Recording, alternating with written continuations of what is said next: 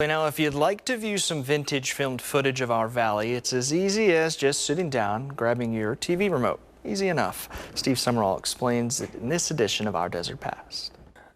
Well, get yourself a snack, a cool beverage, pull up a chair, and lose yourself in some classic television. It's where Our Desert Past comes alive. Thank you very much. Goodbye. Is it all set, honey? Yes, sir. By Wednesday, we'll be lolling in the Palm Springs sun. Oh. Hey. Say, mister, is this the only way to get to Palm Springs? Yo, Palm Springs, the home of the dental floss bikini. It wasn't uncommon to hear references made to our desert during some popular television shows, whether it be by members of the California Highway Patrol. Well, a couple of us figured the unopened section of the freeway would be perfect. Yeah, well, perfect is that dry lake east of Palm Springs.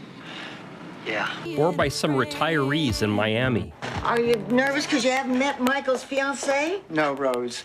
I'm nervous because if Sonny Bono gets elected mayor of Palm Springs, he's going to make all the postmen wear leather bell-bottoms and a fur vest. And every so often, some of these characters would make their way out here. Palm Springs is where Lucy and Ethel met Rock Hudson in 1955. Aren't you Mrs. Ricky Ricardo?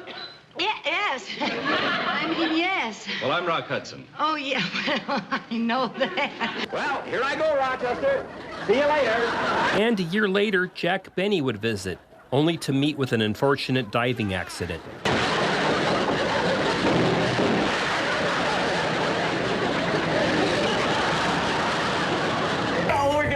Springs like it has never been done before. During the 90s, our valley was a popular getaway for our nation's youth.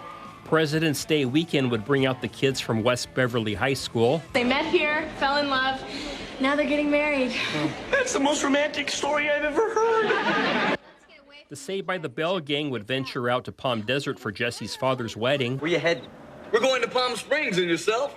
Where you headed this fine evening? And a 1990 episode of The Fresh Prince of Bel-Air would feature Will and Carlton making their way to Palm Springs until they were racially profiled by Officer Hank Azaria. Get out of the car, Carlton. What? He's going to tell us to get out of the car. You watch too much TV, Will. Get out of the car. Several series were set in Palm Springs, however, they were all short-lived. There it is, Charlie Farrell's Racket Club. In fact, this is the Charlie Farrell Show. These opening credits are the only footage available for the Charlie Farrell Show.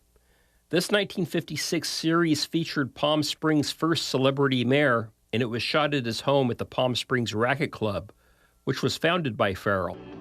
In 1988, Scott Bakula would leap into Eisenhower and Lutz as a shady attorney who, according to the footage I've seen, operated out of an office on Ramon Road.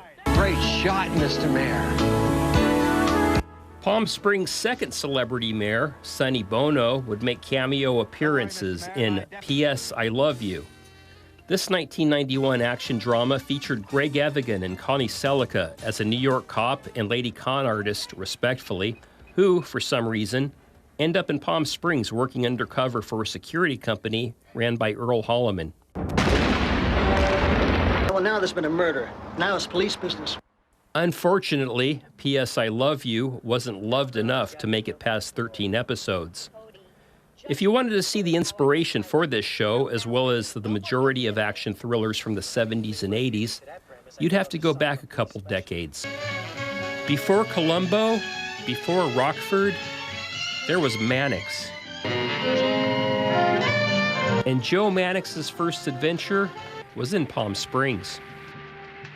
Mannix premiered on September 16th, 1967. Yeah, I'll do it, Dubrio, but not for you, for the girl. In this pilot episode, he would visit our fair city while trying to track down the kidnapped daughter of a retired mobster. This episode served as an action-packed tour of Palm Springs, from the airport to the date groves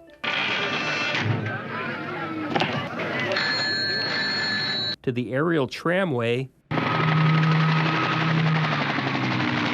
to a climactic battle with a helicopter over one of our many golf courses.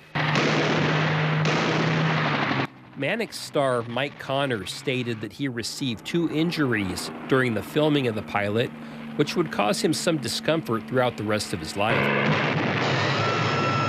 He dislocated his shoulder during the helicopter scene, and during this fight, he broke his left wrist when his punch made contact with a steel back brace that he didn't know the other actor was wearing. For Our Desert Past, Steve Sumrall, NBC Palm Springs.